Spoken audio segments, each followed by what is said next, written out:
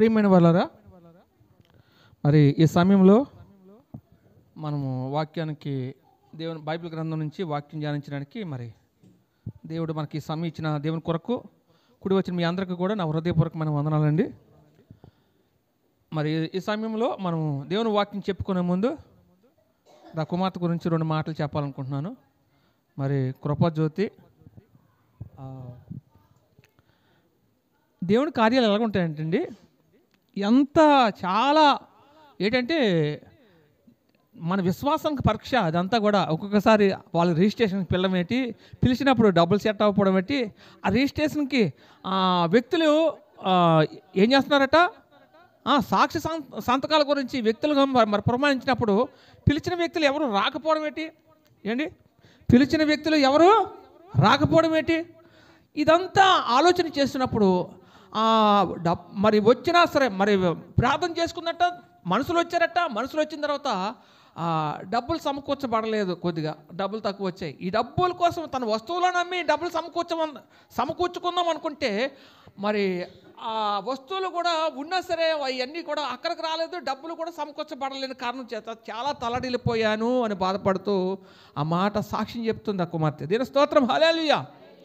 ఎందుకంటే దేవుని కార్యాలు ఎలాగుంటాయి అంటే చివరి ఆఖరి వరకు కూడా మనకు టెన్షన్గా ఉంటాయి, కానీ దేవుడు ఆలస్యమైన అద్భుతమే చేస్తాడు. దీని స్తోత్రం, హల్లెలూయా. మరి ఈరోజు ఆమె పెట్టుకోవడానికి కూడా ఆమె దేవుని పట్ల అనుకుంది, ఏ సందర్భంలో అనుకుందో 7 వారాలు 7 మంగళవారాలు మరి పెట్టుకుంటానని.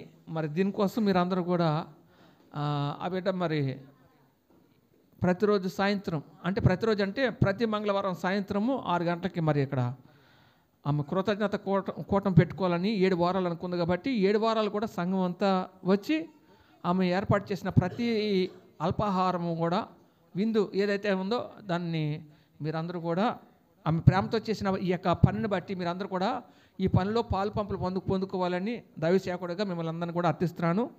మరి ఈ సమయంలో మనము దేవుని వాక్యం మనం చెప్పుకుందామండి. బైబిల్ గ్రంథం తీసినట్టయితే దేవుని వాక్యాన్ని మనం చదువుకుందాం. ఇదే పరిస్థితి భక్తులైన వారికి కూడా ఉంటుందని చెప్పడానికి కొన్ని మాటలు బైబిల్ గ్రంథంలో నుంచి మనము జ్ఞాపకం చేసుకుందాం, ధ్యానించుకుందాం.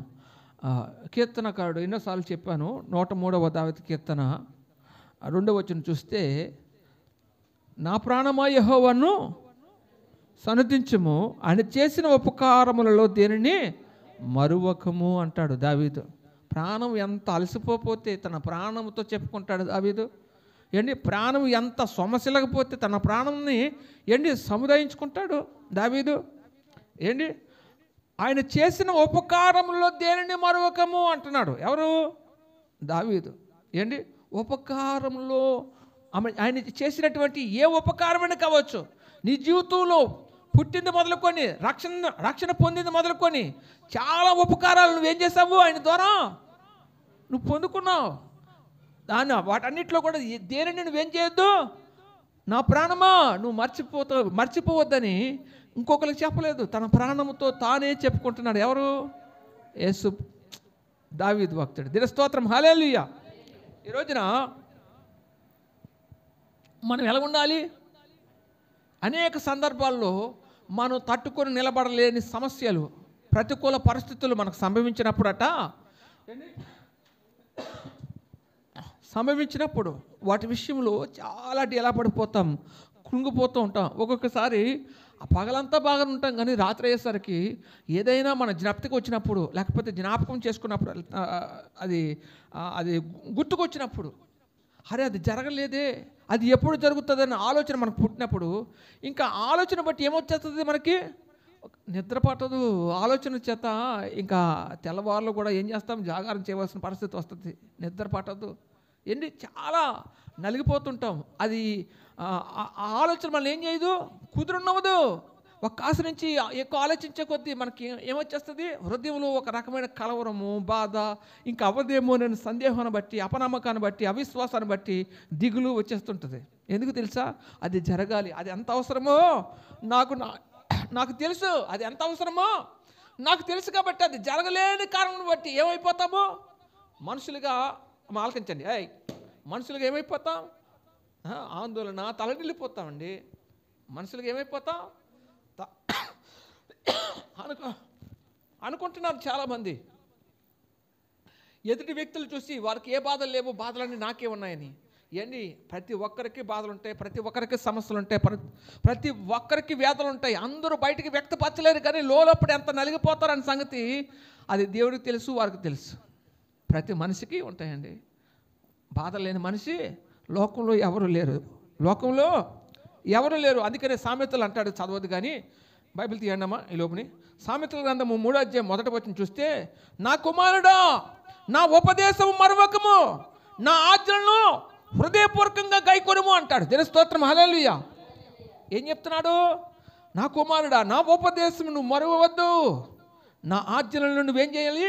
హృదయపూర్వకంగా గైకొనుము. నేను ఏదైతే చెప్పానో దాన్ని ప్రకారంగా నువ్వు జీవించు అంటున్నాడు. నా ఆజ్ఞలను ఏదైతే నీకు మరి చేయమని చెప్పి నీకు ఆజ్ఞాపించానో నా ఆజ్ఞలు గైకొని నడువమంటున్నాడు. దేవుని స్తోత్రం, హల్లెలూయా. ఒకడు నన్ను ప్రేమించిన ఎడల నా మాట గైకొని అంటాడు. నిజంగా నువ్వు నన్ను ప్రేమిస్తే నా మాట గైకొని, నాకేది ఇష్టమో, నా చిత్తం ఏమైందో, నేను ఏదైతే నీకు ఆజ్ఞాపించానో దాని ప్రకారంగా నువ్వు జీవించగలుగుతావని దేవుడు మాట్లాడుతున్నాడు. ఏంటి, ఒక్కొక్కసారి పరిస్థితులు ఏవి అనుకూలించవు, ఎవరు కూడా మనకు సహకరించరు. ఏంటండి, దయచేసి గమనించండి. ఏది ప్రతికూల పరిస్థితులన్నీ మనం చుట్టుకుంటున్నప్పుడు వాటిని బట్టి మనం తలడిల్లిపోతుంటాం, కానీ ప్రభుని బట్టి ప్రభు మీద విశ్వాసం ఉంచి ఏం చేయలేకపోతాం? ముందుకు ఏం చేయలేకపోతాం? సాగలేకపోతాం. ఏంటి, అడుగు తీసి అడుగు వేయలేని పరిస్థితి వచ్చేస్తుంటుంది ఒక్కొక్కసారి.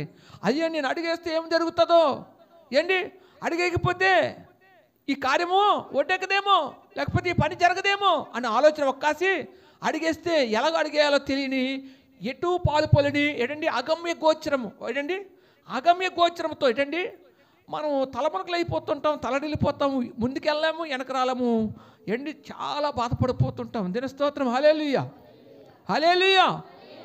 ఇటువంటి సంక్లిష్టమైన పరిస్థితి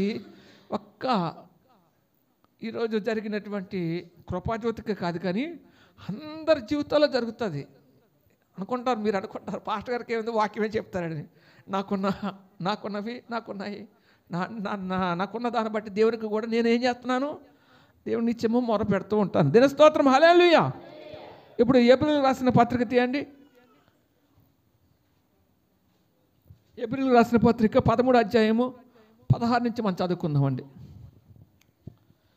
ఏప్రిల్ రాసిన పత్రిక 13వ అధ్యాయము, ఉపకారమును ధర్మమును చేయ మర్చిపోకుడి.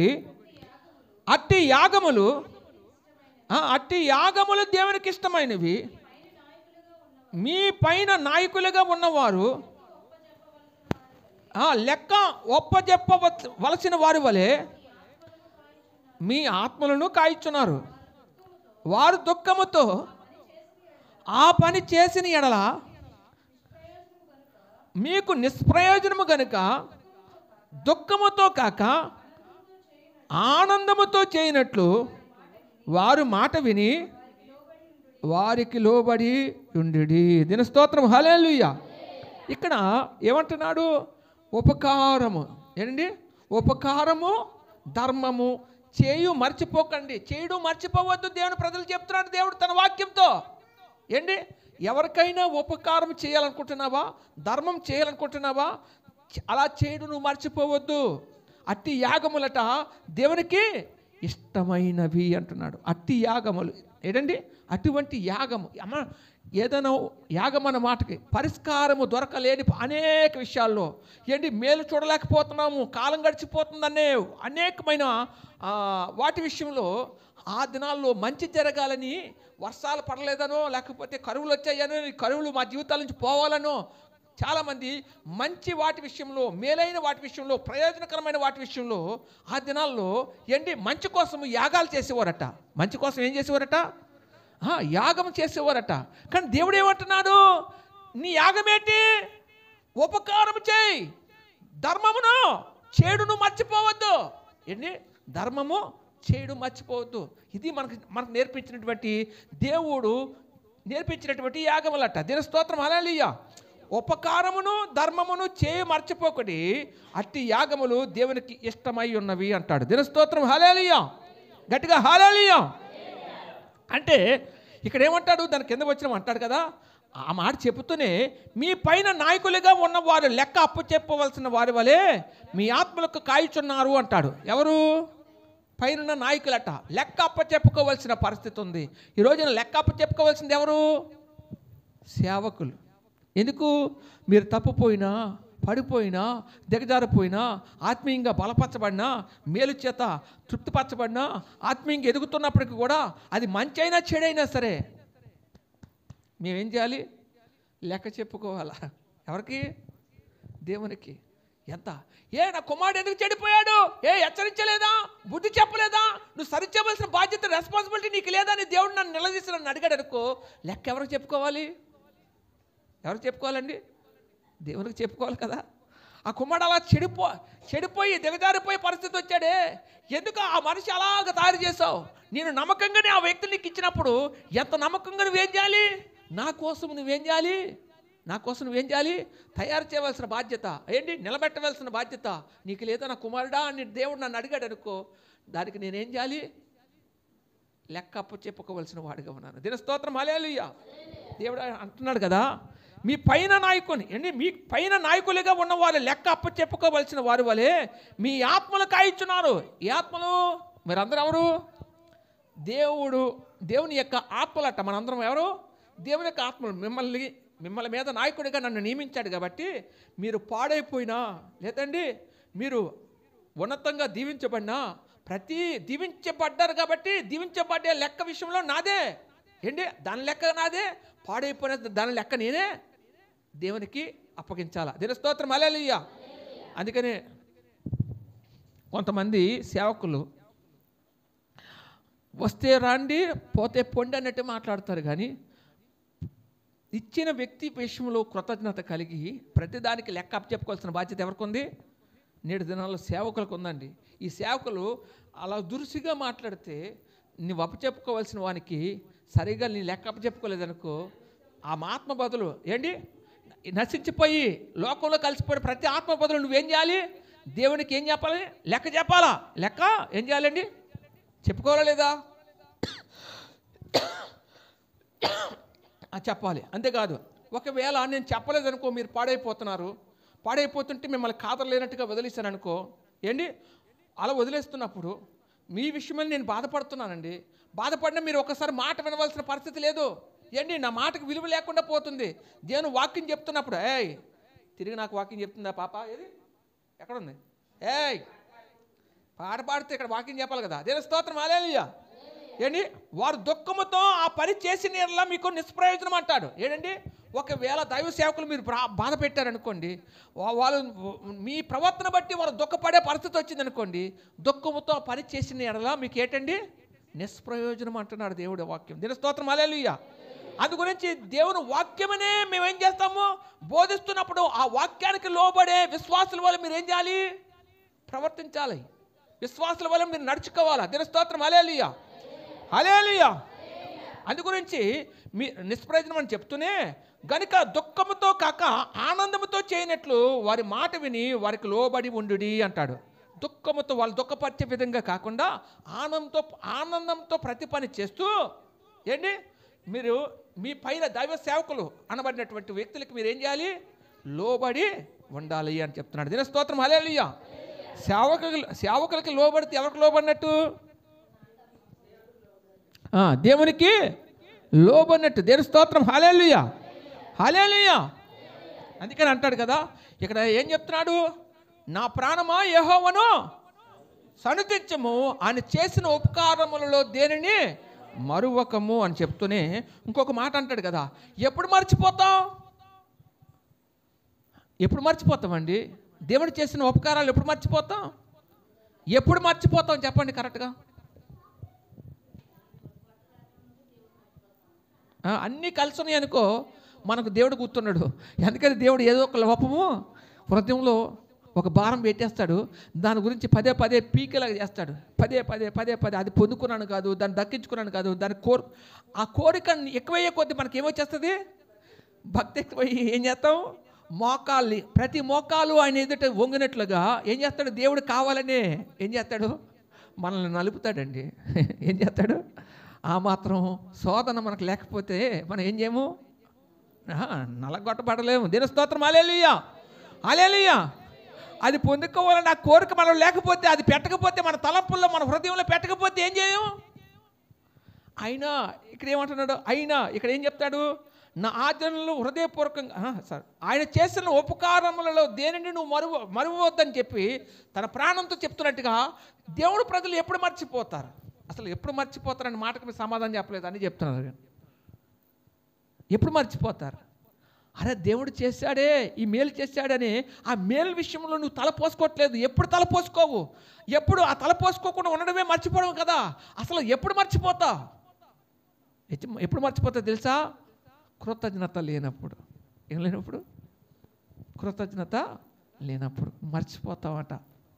అందుకనే అంటాడు కదా, ఏమంటాడు? నా ప్రాణమా ఆయన చేసిన ఉపకారాలను దేనిని మరువకమంటూ ఉపకారాలు మర్చిపోకూడదు అనే విషయాన్ని దావీదు తన ప్రాణముతో చెప్పుతున్నట్టుగా మనం కూడా అనేక సందర్భాల్లో మనం కూడా మనమే సముదాయించుకోవాలి. మన ప్రాణంతో మనం చెప్పుకోవాలి. ధైర్యంగా ఉండు. దేవుడు చేసిన ఉపకారాలన్నీ నువ్వు మర్చిపోతున్నావేమో. ఆయన ఎన్ని ఉపకారాలు చేశాడు. ఉపకారాలన్నిటి విషయంలో నువ్వేమో గొప్పవాడు అనుకోకు. ఎందుకంటే నువ్వు ఏ గొప్పతనం లేకపోయినా తన ఉచితమైన కృపను బట్టి నీ పట్ల మేలు చేయాలనే ఉద్దేశంతో ఏం చేశాడు? ఏది నీ నుంచి ఆశించకుండానే ఆయన ఉపకారాలు చేశాడు కదా. ఆ ఉపకారాలతో పోల్చుకుంటే ఇప్పుడు నువ్వు పడుతున్నా, ఇప్పుడు నలిగిపోతున్నా ఈ ప్రతి వాటన్నిటి విషయంలో కూడా దేవుడే ఒక దినాన నీకు ఏం చేస్తాడు? సహాయం చేస్తాడు.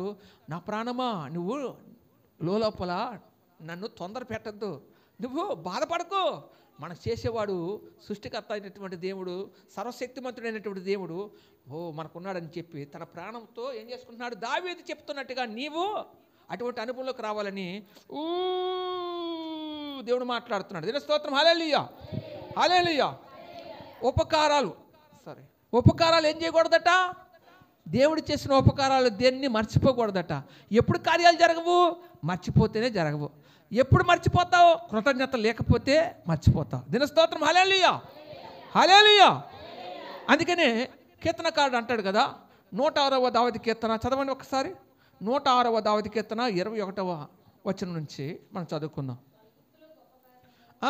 నేను ఐగుప్తులో గొప్ప కార్యములను, హాము దేశంలో ఆశ్చర్య కార్యములను, ఎర్ర సముద్రంలో ఎర్ర సముద్రం వద్ద భయం పుట్టించే క్రియలను చేసిన తమ రక్షకుడైన దేవుణ్ణి ఏం చేశారు? మర్చిపోయారు అని రాయబడుతుంది దేవుని వాక్యం. దేవుని స్తోత్రం. హల్లెలూయా. ఎవరు మర్చిపోయారు? దేవుని ప్రజలే. ఐగుప్తులో గొప్ప కార్యాలు చేశాడట. హాము దేశంలో ఆశ్చర్య కార్యములను, ఎర్ర సముద్రంలో భయం పుట్టించి క్రియలను చేసిన తమ రక్షకుడైన దేవుని ఏం చేశారు? మర్చిపోయారట. అప్పుడు ఆయన అంటాడు కదా, అంత కింద వచ్చిన చదవమ్మా. అప్పుడు ఆయన నేను వారిని నశింపజేసేదనని, అయితే ఆయన వారిని నశింపజేయకున్నట్లు ఆయన కోపము చల్లార్చుటకై ఆయన ఏర్పరచుకున్న మోసే ఆయన సన్నిధిని నిలిచి అడ్డుపడిన. దేవుని స్తోత్రం. హల్లెలూయా. కంటిన్యూషన్ చదువుకుంటున్నాం. ఇక్కడ ఏం చెప్తున్నాడంట? ఇవన్నీ మర్చిపోయారు. కృతజ్ఞత లేని వారికి దేవుని ప్రజలు అయిపోయినప్పుడు, దేవుని కోపము దేవుని ప్రజల మీద రగులుకున్నప్పుడు అంటాడు కదా, అప్పుడు నేను వారిని నశింపజేసేదని అనుకుంటాడు. ఎవరు? దేవుడు అనుకుంటాడట. అనుకున్నప్పుడు వారి పక్షంగా మధ్యవర్తిగా దేవుడు నిర్మించినటువంటి మోసే దైవ సేవకుడిగా నాయకుడిగా ఉన్న వ్యక్తిగా ఉన్న మోసే ఏం చేస్తాడంటే అడ్డుపడి, ప్రభువా వాళ్ళ అమాయకులయ్యా, వాళ్ళకి ఏమి తెలియదు, వాళ్ళకి క్షమించమని ఏం చేశాడట? ప్రాధేయపడి అక్కడ ఇజ్రాయెల్ ప్రజల పక్షంగా నిలిచి ఏం చేశాడట? దేవునికి మొరపెట్టాడట. దేవుని కోపం చల్లార్చడం కోసం. దేవుని స్తోత్రం. హల్లెలూయా. సేవకుడు ఎందుకున్నాడండి? సేవకుడు ఎందుకుంటాడు అసలు? దేవునికి దేవునికి దేవుని బిడ్డలకి దేవుని ప్రజలకి మధ్యవర్తి ఎవరు? దైవసేవకులే కదా. మీ గురించి రెస్పాన్సిబిలిటీ, బాధ్యత కలిగి, అయ్యో మీ మీద దేవుని కోపం, మీ అతిక్రమను బట్టి, మీ లోబడలేని జీవితాన్ని బట్టి, ఏంటి నీతిని అనుసరించకుండా మీ ఇష్టానుసారంగా బ్రతుకుతున్న మీ యొక్క ప్రవర్తన బట్టి దేవుని కోపం ఒకవేళ రగులుకుంటే, ఈ సేవకుల దృష్టికి వచ్చినప్పుడు ఆ సేవకుడు ఏం చేస్తాడు? మీ నిమిత్తమే దేవునికి మొరపెట్టి, ప్రభువా నేను చెప్తాను కానీ నీ కోపం రగులుకున్నావుకయ్యా, ఆ వ్యక్తి ఏమైపోతాడు? పాడైపోతాడు, నశించిపోతాడని చెప్పి సేవకుడు బతుకులాడు ఏం చేస్తాడు? ప్రార్థన చేస్తాడు. దీని స్తోత్రం, హల్లెలూయా. అందుకే కదా సేవకులు దేవుడు ఏర్పాటు చేసుకున్నాడు. అందుకేనా ఇక్కడేం చేశాడు? మోసే ఏం చేశాడని తన ప్రజల మీదకి దేవుడు తన ప్రజలను నాశనం చేయాలనుకున్నాడట. ఎందుకు? ఐగుప్తులో గొప్ప కార్యాలను, హాము దేశంలో ఆశ్చర్య క్రియలను, కార్యములను, ఎర్ర సముద్రంలో భయం పుట్టించే క్రియలను చేసిన తమ రక్షకుడైన దేవుని మర్చిపోయారు కనుక ఏంటి దేవుని కోపం ఏమైపోయింది? తన ప్రజల మీదకి రగులుకున్నప్పుడు నేను వారిని నశింపజేసేదనని అన్నప్పుడట మోసే ఏం చేశాడంటే, ప్రభువా నువ్వు నశింపజేస్తే కుదరదయ్యా, కుదరకనైనా, అందుకేనా ఐగుప్తు నుంచి వీళ్ళు ఇక్కడ దాకా తెచ్చావు. ఇగో నా తండ్రి నన్ను నాయకుడిగా ఏర్పాటు చేయి, వాళ్ళ కోసం నిలబెట్టి వాళ్ళు ఎంత ప్రయాసపడి ఇంత దూరం నడిపించినప్పుడు ఇంకా నాశనం చేయాలనుకోవడం అది బాగోదయ్యా, ఒక్కసారి నీ మనసు మార్చుకో తండ్రి అని చెప్పి దేవునికి మొరపెట్టాడట. ఎవరు? మోసే. దీని స్తోత్రం, హల్లెలూయా.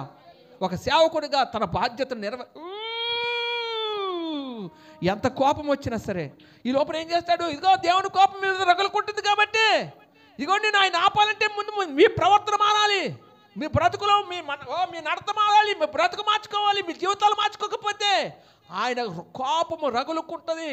ఆ రగులుకోవడం వల్ల వచ్చే అనర్థాలు మీరు చెవి చూడకూడదని చెప్పి తన ప్రజలు ఏం చేస్తాడంటే ముందు తర్వాత తద్వారా హెచ్చరించి ఏం చేస్తాడు?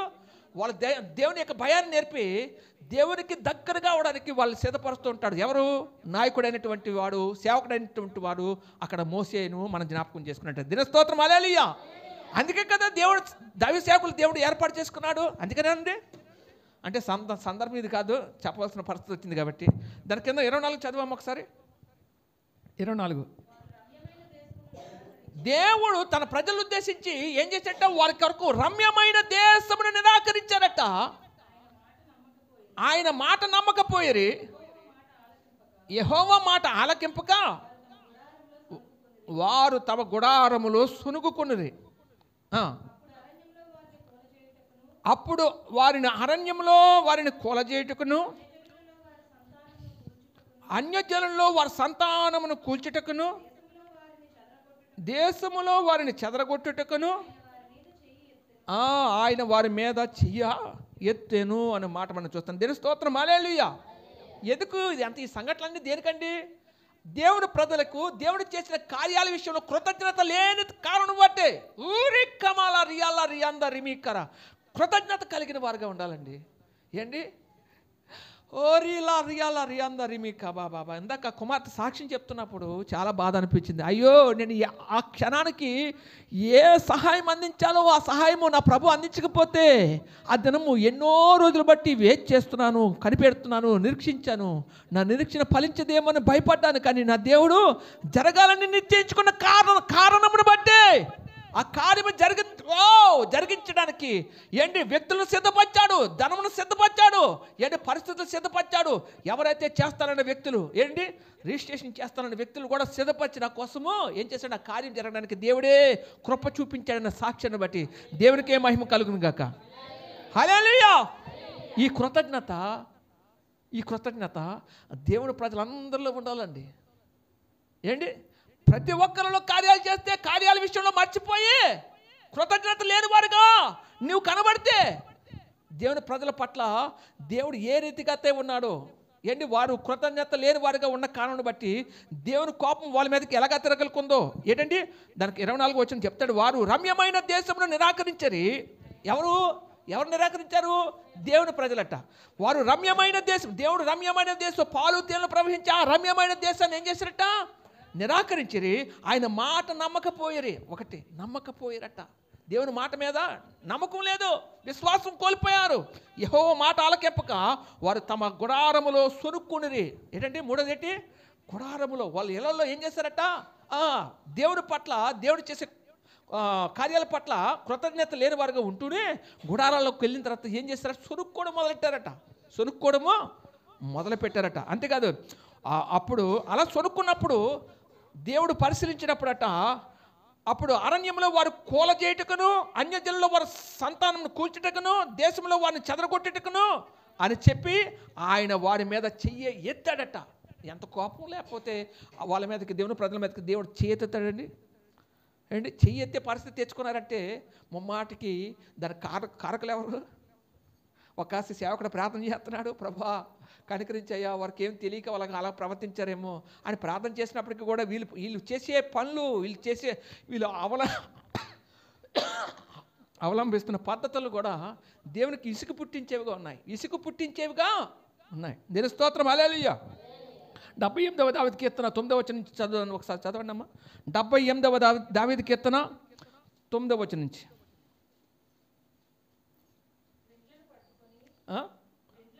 వెండ్లను పట్టుకొని యుద్ధ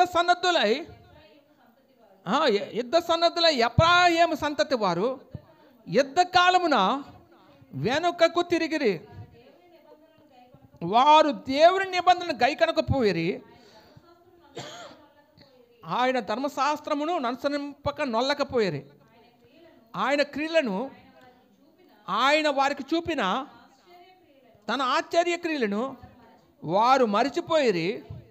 ఐగుప్తు దేశములో సోయోను క్షేత్రం ముందు వారు పితరులు చూచుచుండగా ఆయన ఆశ్చర్య కార్యములు చేశాను. దీని స్తోత్రం, హల్లెలూయా. అలా కింద వచ్చిన చెప్తే ఇంకా చాలా విషయాలు చెప్పుకొస్తాడు, కానీ అంత అవసరం లేదు. వారు ఏం చేశారంట? వారు యుద్ధ కాలంలో యుద్ధం చేయవలసిన వారుగా ఉంటూనే దేవుని మీద నమ్మకం లేక యుద్ధాన్ని ఏం చేశారట? విరమించుకున్నారట. యుద్ధం చేయవలసిన కాలంలో యుద్ధం చేయలేదట, ఒకటి. రెండోది ఏం చేశారట? దేవుని నిబంధన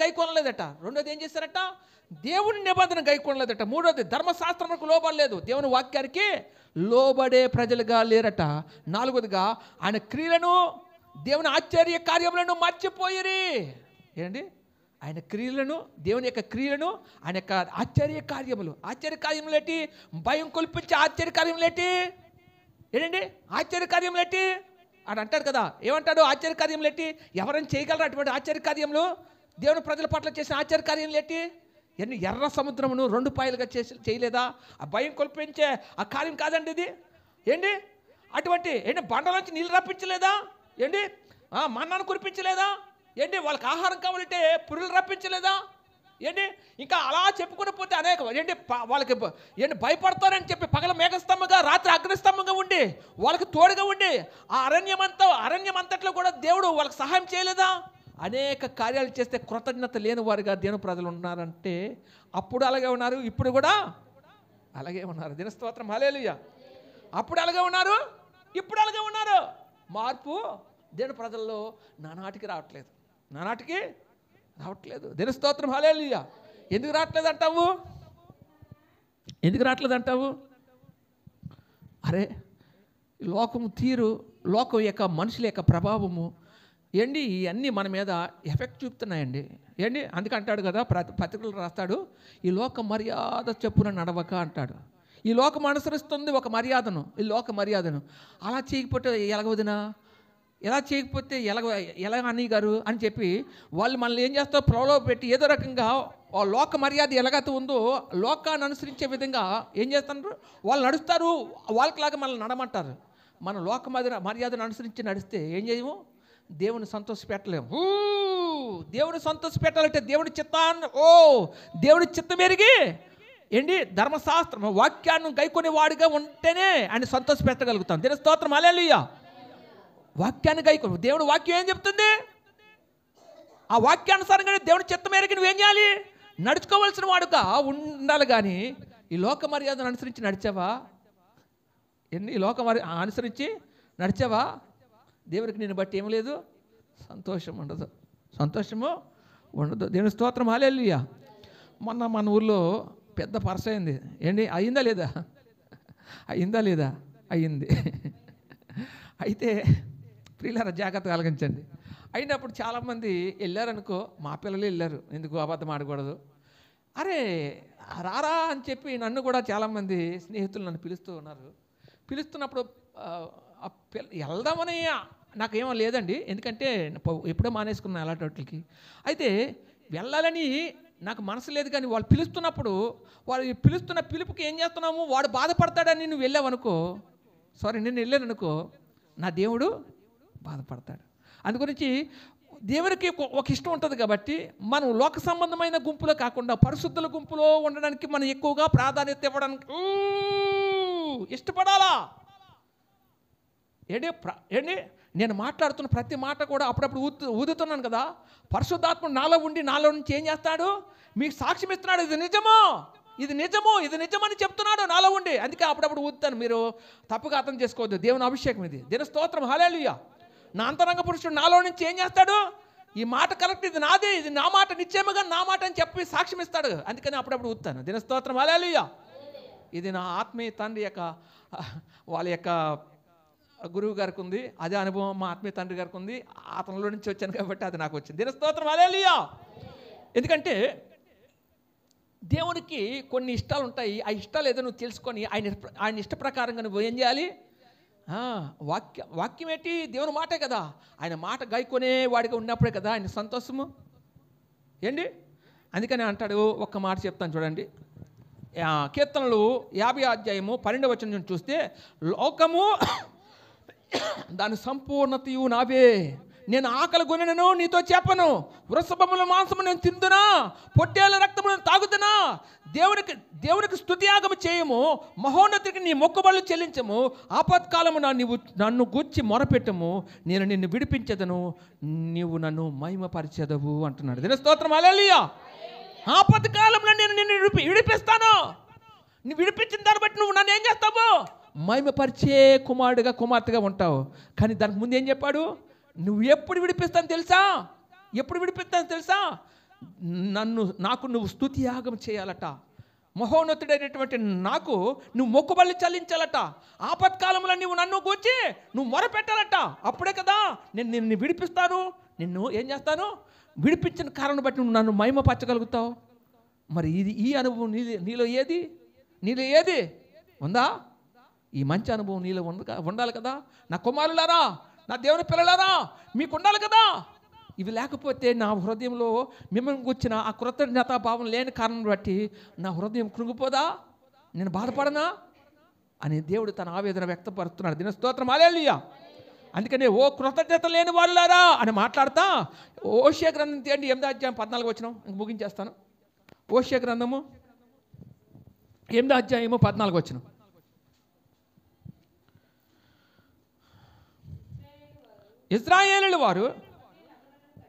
ఇశ్రాయేలు వారు తమకే నగరాలను కట్టించుకొని తమ సృష్టికర్తను మరిచి ఉన్నారు. యోధా వారు ప్రాకారము గల పట్టణములను చాలా కట్టి ఉన్నారు. అయితే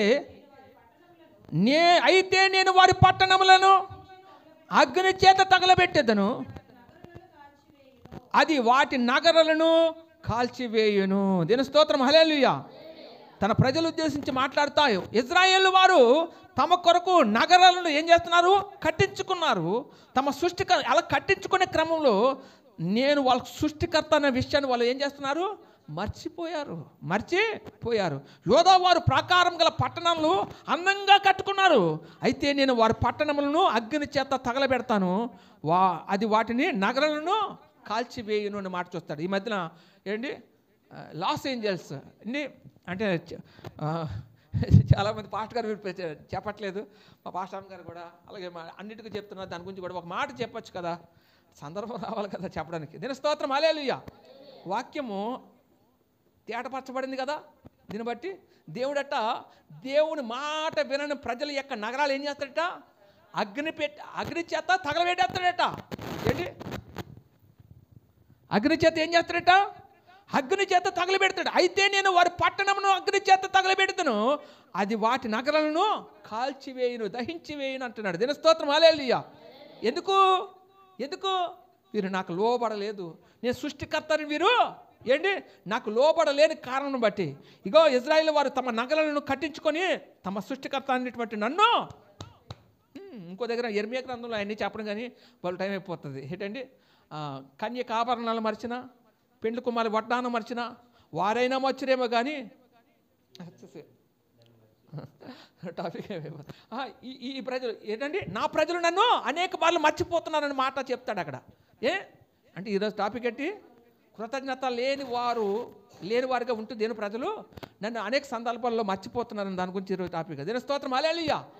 అయితే మనం ఎలా ఉండాలి, కృతజ్ఞత కలిగిన వారి వలె దేవునికి అనుకూలమైన పిల్లలుగా ఉండాలి. అందుకని దావీదు అంటాడు కదా, నా ప్రాణమా యెహోవాను స్తుతించుము, ఆయన చేసిన ఉపకారములలో దేనిని నువ్వు మర్చిపోవద్దు అని తన ప్రాణంతో చెప్పుకున్నట్టుగా అనేక సందర్భాల్లో పరిస్థితులు అన్నీ కలిసి ఉన్నప్పుడు మనము దేవునికి కృతజ్ఞత చెప్తాం.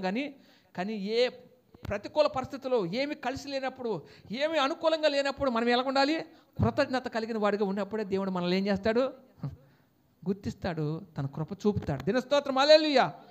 ఆమెకి ఇందాక ఆమె చెప్తున్నప్పుడు మాటల్లో నాకు చాలా సంతోషం అనిపించింది. ఏది అనుకూలంగా లేవు, ఎందుకు వచ్చావురా ఈరోజు, మా పరిస్థితులు ఏమి బాగోలేవు, ఈ కార్యం జరుగుతుంది జరగదని ఒక అపనమ్మకము సందేహం చేత చాలా బాధపడి ఏడుతుందంట. ఎవరెవరో వచ్చి ఆమెను ఓదారుతున్నారు, కానీ ఆమె మొరపెడుతూనే దానికి ఏంటి, ఆ రిజిస్ట్రేషన్ కావాల్సిన సమస్తము ఒక్కొక్కరి చేత ఒక్కొక్కరు ముందు చేస్తున్న వ్యక్తులను నడిపించాడు. తర్వాత డబ్బులు సమకూర్చాడు. రిజిస్ట్రేషన్ కరెక్ట్గా జరగడానికి దేవుడు కృప చూపించాడు. దిన స్తోత్రం, హల్లెలూయా. ఏంటి మరి ఏదైనా అద్భుతం చేస్తే ఆయనే చేయాలండి. లేని దాంట్లో అసలు నువ్వు ఉంచవు, దేవుడు ఒక కార్యం చేస్తాడట. కార్యం చేసినప్పుడట పరిస్థితులు ఏమి నీకు అనుకూలం లేని పరిస్థితులు అక్కడ నీ ముందు పెట్టి వాటి విషయంలో తల్లడిల్లిపోయేలా చేసి, ఆ తల్లడిల్లిపోతున్న పరిస్థితులన్నింటిలో కూడా నేనున్నాను అని చెప్పి తన ఉనికిని చాటుకోవడానికి, ఇదిగో నేనున్నాను కదమ్మా, నేనున్నాను కదా, అవి జరిగితే ఏంటి జరగకపోతే ఏంటి, ఎవరు సహకరిస్తే ఏంటి సహకరించకపోతే ఏంటి, నేను నీ పట్ల కార్యం చేసేవాడు, నేనున్నాననే విషయాన్ని ఆయన చెప్పడానికి రుజువుపరచడానికి దేవుడు ఆకార నిమిషంలో చేస్తాడు. దేవుడు అద్భుతం ఆకార నిమిషం. అప్పుడు చేసినప్పుడు ఏమనిపిస్తుంది, ఇదంతా కూడా ఎవరు నాకు సహకరించారన్నారే, ఇది నా దేవుడు ఒక్కడే. నేను మొరపెట్టినప్పుడు, నాకు దుఃఖపడి ఏడ్చినప్పుడు, కన్నీరు కాచినప్పుడు నా దేవుడు చేస్తాడని విశ్వాసంతో కన్నీరు కాచగా నా దేవుడు నా మొర ఆలకించి ఇగో నాకు సహాయం చేయడానికి నా దేవుడే వచ్చాడు. వాళ్ళందరినీ కూడా నా దగ్గరికి అనుకూలంగా లేని పరిస్థితిని బట్టి, ప్రతికూల పరిస్థితులన్నింటిని బట్టి ఇప్పుడు నేను ఏం చేస్తున్నాను, నా దేవుడు వాళ్ళందరినీ రప్పించి ఇగో నా ఈ యొక్క కార్యము ఘనంగా జరగడానికి, ఈ కార్యం అంతా ఒట్టెక్కడానికి దేవుడే కృప చూపించాడని కృతజ్ఞత కలిగి ఉండే విధంగా ఇది నా కార్యం అని చెప్పడానికి దేవుడు అద్భుతం చేస్తాడు. దీని స్తోత్రం, హల్లెలూయా. ఏంటి మన ఆ యొక్క లాస్ ఏంజల్స్లో ఏంటండి కాలిపోయిన తర్వాత అది నా వల్ల జరిగిందని చెప్పడానికి ఒక చిన్న సూచన పెట్టాడు. అక్కడ చర్చిలు ఏమి కాలిపోలేదు, ఏంటి దేవుని పిల్లల యొక్క గృహాలు ఏమీ కాలిపోలేదు. ఏంటి వాళ్ళు వచ్చి సాక్షి చెప్తున్నారు, నా దేవుడు నేను లోపడుండి అంతా తగలబడిపోయి రగిలిపోతున్నప్పుడు అగ్ని ఏంటి సెగలు నా ఇంటి మీదకి వస్తాయని భయపడి మేము ప్రార్థన చేస్తున్నప్పుడు కనీసం ఆ ఇంటి ఆవరణ చుట్టూ ఉన్న చెట్లు కాలిపోలేదు, వాళ్ళ కాళ్ళు కాలిపోలేదు, ఆ ఇల్లు కాలిపోలేదు. ఇదంతా దేవుడు నా పట్ల నేను పట్ల చేశాను. ఇదిగో నేను నా పిల్లల పట్ల ఇంత కాపుదలు ఇస్తాను, ఇదిగో నా పిల్లలు ఎలా రక్షించుకోవాలో నాకు బాగా తెలుసు అని చెప్పడానికి లోకం అంతటికి ఒక రుజువుగా ఏంటి ఒక సాక్ష్యంగా అటు దేవుని పిల్లల యొక్క ఇల్లులు అలా నిలిపించాడు. దీని స్తోత్రం, హల్లెలూయా. ఎందుకు ఉంచాడు తెలుసా, ఇది నా కార్యము, ఇదిగో నేను చేశాను. నా కోపాగ్ని మీ మీద రగులుకున్నదంటే దానికి కారణం మీరు, ఇదిగో కొంతమంది ఈ యొక్క ఇళ్ళు వాళ్ళందరూ నా పిల్లలని చెప్పడానికి దేవుడు అక్కడ రుజువు చేసి చూపించాడు. ఈ రోజున మీ పట్ల మనందరి పట్ల కూడా దేవుడు అద్భుతంగా ఆలస్యం చేసినా అద్భుతమే చేస్తాడు. జరగలేదని కృంగిపోవద్దు, బాధపడవద్దు. కృతజ్ఞత లేనివాడిగా నువ్వు ఉండిపోకు. అలా ఉండిపోతే తన ప్రజల పట్ల